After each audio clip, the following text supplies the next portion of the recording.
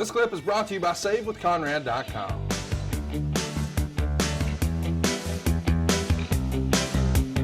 And coming up next, boy, it's going to be a treat here. It's Ricky and Robert taking on Ollie and Arn. They're going to go to a 20-minute time limit draw. Okay. And the stipulation for that match was that the winners would be the number one contenders for the tag titles.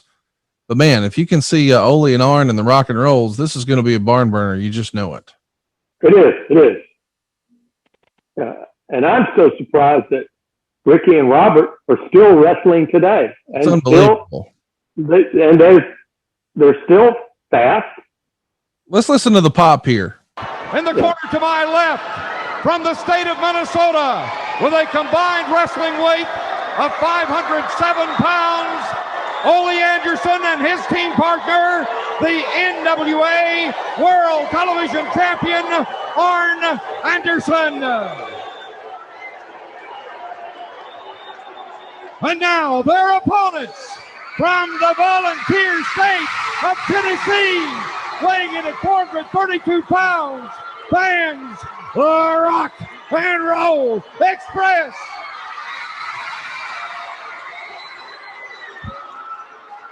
The fans popped here when Tom said, and their opponents. Yep, they were ready. All right. Remember when we did the Rock and Roll Express on the bus tour? Yeah, Yes, I do. I was on every one of them. Man. I mean, outside, football stadium, racetrack. Right. Those kids would go for like rock stars. Yeah, they were. As a matter of fact, David, one of the venues for the Rock and Roll Express Super Summer Sizzler Tour was a stadium in Florence, South Carolina, when Henry Marcus was the and he didn't bitch about that night. I can tell you that, because I went to him. I said, Henry, did you make enough money tonight? He went, oh yeah. He didn't know what to say. All right. Oh. Yeah. So that was good stuff, man. And that's going to be coming up later here in 1986, which, David, this entire year that we've been watching was a very special year for all of us because of the numbers we were doing on TBS, because of the Great American Bash, Super Summer Sizzler Tour, but it was also a very heartbreaking year because of what happened to Magnum TA later on in that year. But 1986 will go down as really the year that I think Jim Crockett fans remember, especially during the 80s, more than any other year. I agree with you. I'm just thinking about the Great American Bash and just all the, we had David Allen Coe, David Allen Cole, right? Yeah, it's Coe. Yeah. Up and there in Charlotte. Right. Hank Williams Jr., right? We had him. We had George Jones. Yeah. Waylon Jennings and Jesse Coulter. We had Delbert McClinton, I believe. Joe Ely may have been a part of it. I'm not so sure. But David Allen Coe was the guy who was with us most of all. He was he loved Dusty, and Dusty loved him, and of course he was quite a free spirit in his own right as well. Hey, remember the interview you did with Willie Nelson? Yeah, with Old El Paso. Yeah, you and me and Wayne Daniel and Dusty went out to Texas. Actually, it was Old Tucson.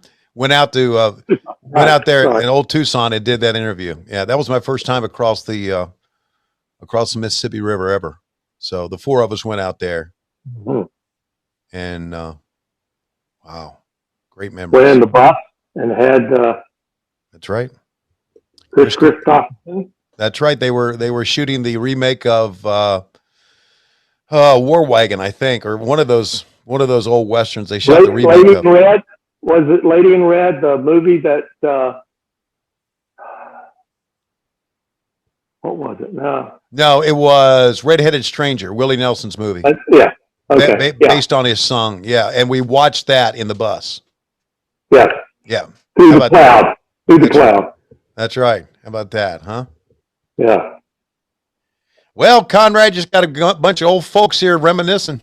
Hey, nothing wrong with that. I'm loving it. I'm curious though. We haven't talked about him a ton.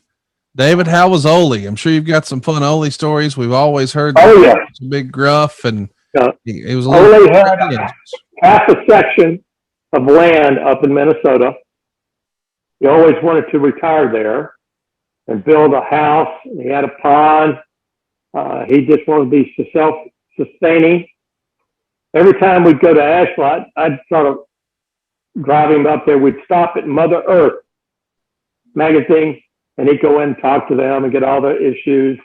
But he was, you look at him, you wouldn't believe it, but he was a mountain man. He just wanted to be out and away from everybody. Yeah.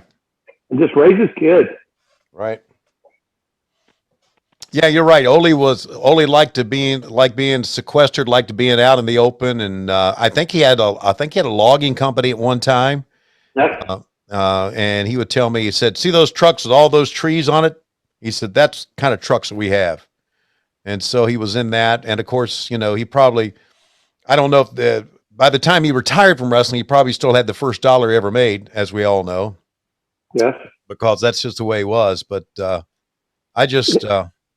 Man, his interviews were one of the things that drew you into the arenas, buddy. They were real. They were real. Yes. Yep. He and Gene, and he was the talker. Yep. He was the talker. Yeah, and Gene was the real tough guy. Yeah. Man, tough as they come. Wow. Yeah. What a got a low battery here. Man. Fun time to be a wrestling fan. We see Arn Anderson on the outside taking a little bit of a breather. Oh, Ricky Morton's got something for him. The rumor and innuendo, David, is that Ricky Morton and Robert Gibson in 1986 were, well, what we might call a little bit of a ladies' man. I would agree. I'm not going to touch that. Well, you look at that Summer Sizzler tour. Yeah. Oh. There were a lot of people in heat. And we also had a dream date with them where a couple of girls went up to New York City. They saw Cats. Bill Apter helped set us up, the Rock and Roll Express dream date. And that was chaperoned. Oh, yes. Chaperone. Chaperone. And they ate dinner, and I remember talking to Ricky and Robert about it. I said, "So how was Cats? How was the musical?" They say, "We fell asleep." We were yeah, they were a sensation back then, man. They were absolute sensation. And David, I know you agree. The run they had with the Midnight Express, all sold out a lot of places, and classic matches. I mean, even matches here against Arn and Ollie are excellent. Right.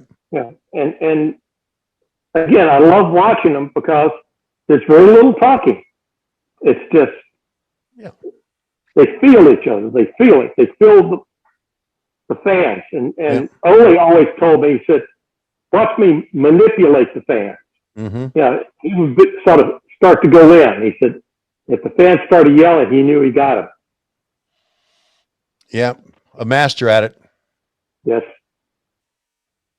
Great times, man. Great times. This is I believe, Conrad, this is the 26th of July when this happened. That's exactly right. Saturday night, July 26th, 1986. The bell time was 8 p.m. Eastern.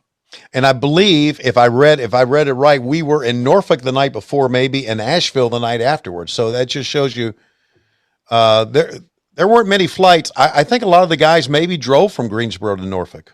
Believe it or not, the next morning you're in Atlanta for TV because, that's what you did. Got the studio, right. And then the Civic Center in Asheville that evening. And then, or actually that day, it's a matinee show in Asheville. You would get to Dallas and did your debut Jim Crockett promotion show at the Reunion Arena. 10,000 fans there in Dallas. We haven't talked about that at all, David, that's very much within your sphere of WTBS. Of course, it is the superstation that goes all over the country. But Dallas at the time was probably considered world-class territory. Do you give a heads up as a promoter to give them a heads up that you're coming in, or they'll find out when we want to? We tried to work with them. And if you don't want to work with us, then you're working against us. And a lot of things we were trying to save them from having Vince take them over. Right. Because he was the steamroller. And Jimmy kept on trying to create an NWA tape, having matches from the different areas, but everybody was suspicious of everybody else. Yeah. They didn't want to do it. Eddie Einhorn came in and with Byrne and said, well, why don't we do this? And nobody would budge. We had the capability of editing the shows for them, and they could bring talent in with TBS, and we put them on TBS for them. But some would do it for a little while, but no, they just suspicious. Yeah, David, is it fair to say that once JCP landed the Turner deal, that really changed the complexion of the NWA, didn't it? Yes, it did. Because as far as fans were concerned, now Jim Crockett Promotions was the NWA, but before then it was just a collection of promoters that worked together. But now you guys were, just because of TV exposure, were on top. Yeah, and we promoted the NWA, right? The world's best. You had World Championship Wrestling on TBS, but the governing body was the NWA. Right. Yeah, the best wrestlers, the best talent, right, everything. And two, TBS was riding high as the superstation, and everybody loved it because we were the number one program on the station. Yeah. All the hours that we had, we dominated the hours. Mm-hmm. Talking about the NWA at the time, in 85 and 86, your brother Jimmy was the president of the NWA. But right before him and after him, it was Bob Geigel. What do you remember about Bob Geigel as the NWA president and a promoter there for Central States Wrestling? Bob, a former wrestler, he had his agenda, like most of everybody else. I had nothing against him. I just think that they were thinking about themselves, himself, his area. He had Harley Race. Right. Right. Yes. And so, and Sam Musnick, all the other old timers, because, we were the young people in there. Jimmy was, even Vince. Yeah. Right. He was young, he, not the old man. But they didn't trust us. We didn't trust them. Yeah. One thing I remember about Bob Geigel was the Central States Wrestling TV show looked like shit. Because I remember it was like a one camera shoot almost. And what we put out there was... I get it. It's a wrestling podcast, but he's saving us money on our mortgage. You really trust this process? The reviews don't lie. 5-star review after 5-star review. We make it fast, we make it easy, and it's no cost or obligation. Give us a shot to earn your business. I'm telling you, you'll be glad you did, especially if you like keeping more of your own money. You don't need perfect credit or money out of your pocket, so what are you waiting for? Hurry to savewithconrad.com. So much better than what they had, that's one thing I do remember. They cared more about their wrestling, but not the production value. Right.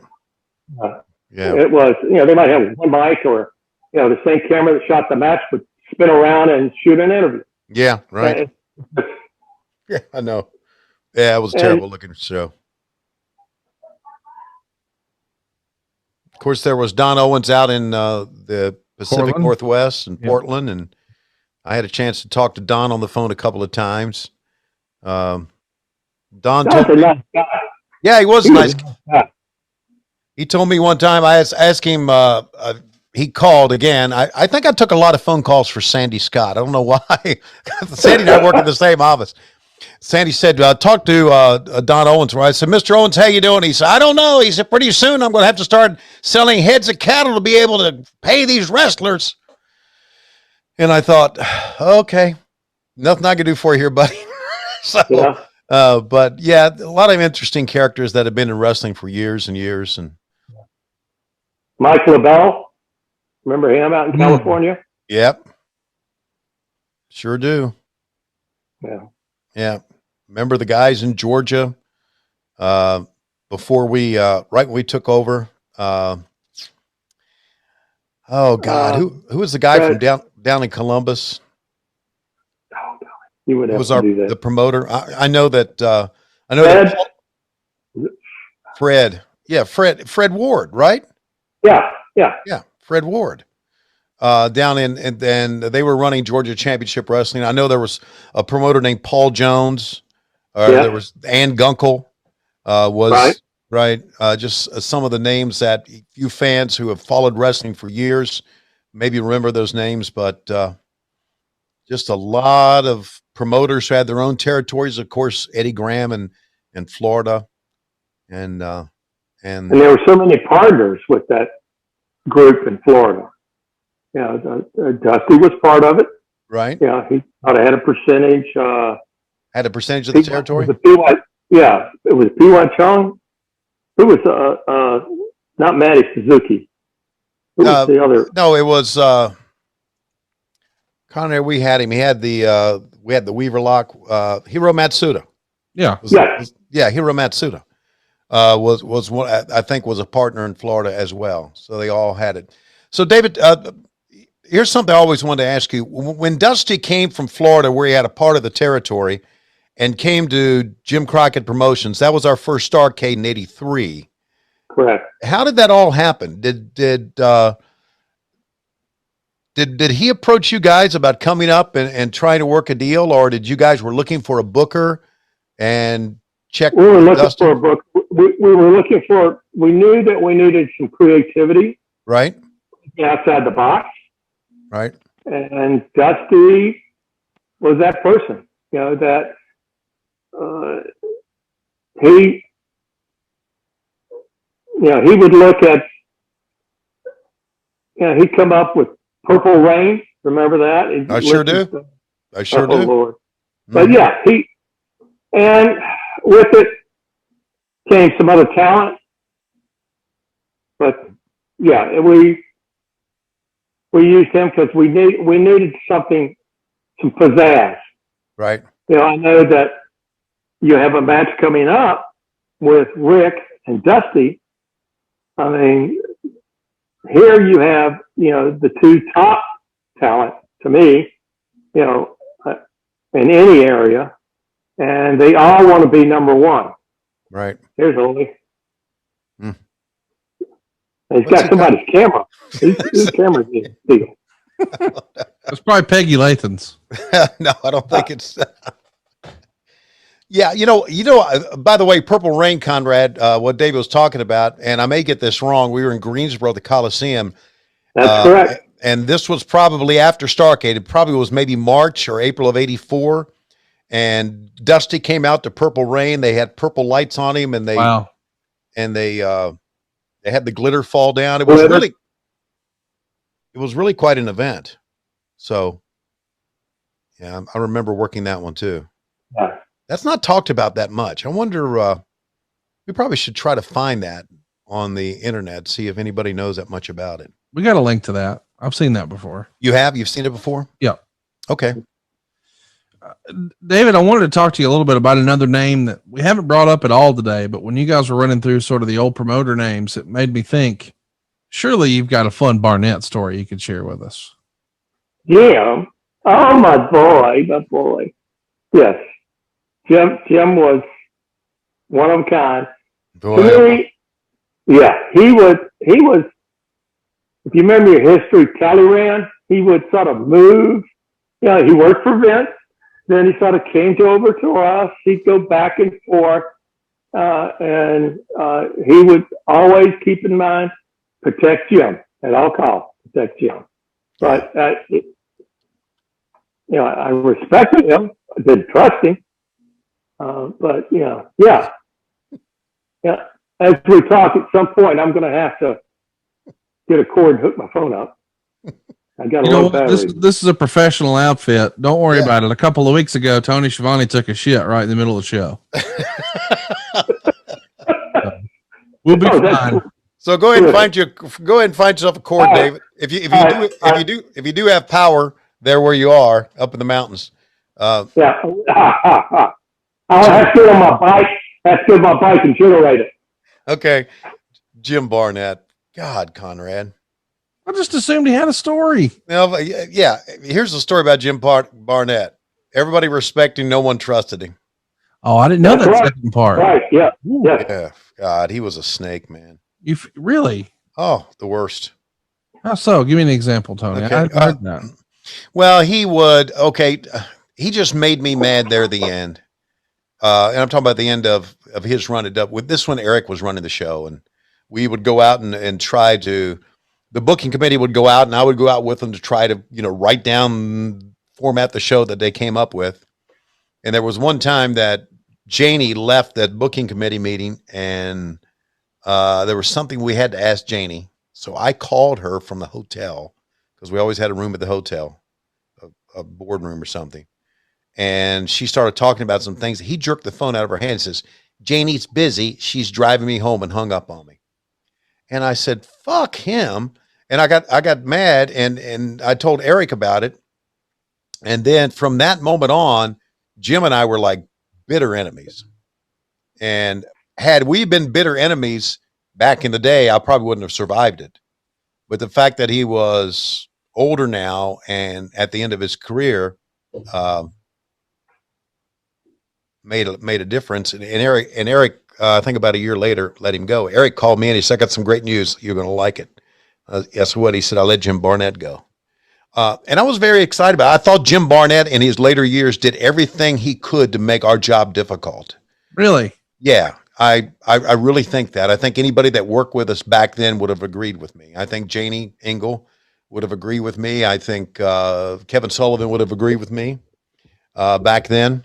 Maybe Mike Graham, of course, who's no longer with us, would agree with me. Anybody who was working back then, he just made it very, very difficult. He did all he could to not undermine us, but just to make our job difficult. And those small things like that. So I didn't have time for him at all. And I mean, I get along with almost just about. I get along with everybody.